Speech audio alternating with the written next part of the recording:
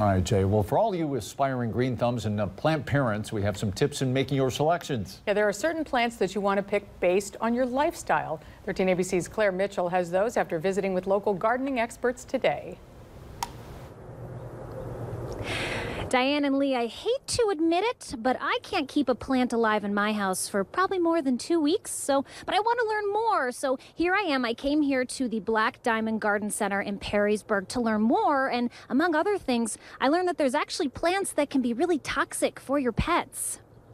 If you're new to the world of plants, walking into Black Diamond Garden and seeing things like a bald cypress or a Prince Tut dwarf Egyptian papyrus can be confusing in terms of, well, where do you start? That's where experts like Zach Edwards come in. Let's start with the soil. A different type for your different plants. There's an all-purpose. Your flowering plants would be the flower tone. Evergreens have their own bag. There's what they call a biotone, which is a nice starter. You can put that in the hole before your plants have been put in the ground.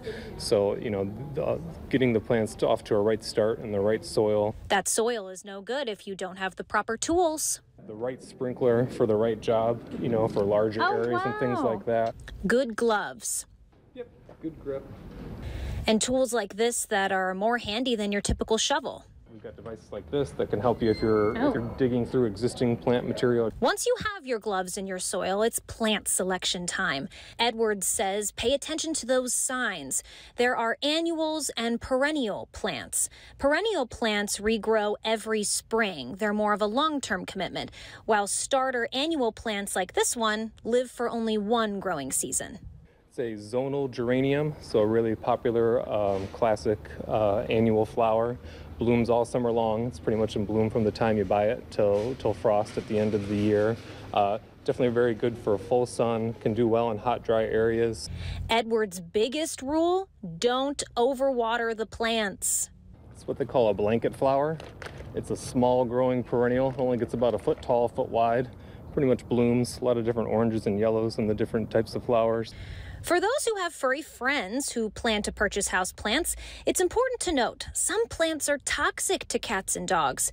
Edwards says the danger comes from plant sap usually. If ingested, your pets could experience things like vomiting. Okay, so this is plant.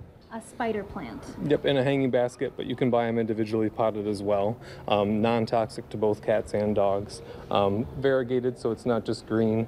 Fairly low maintenance. And stay away from ZZ plants. Incredibly toxic to cats and dogs. Now, we all want to win the neighborhood bragging rights for the best garden, but Edwards says the prettiest isn't necessarily the easiest to maintain. Make sure you're doing your research before you make that selection. I gotta say, guys, after spending so much time with them today, they gave me a shirt, so come to me for any of your green thumb needs. Reporting live in Perrysburg, Claire Mitchell, 13 ABC Action News.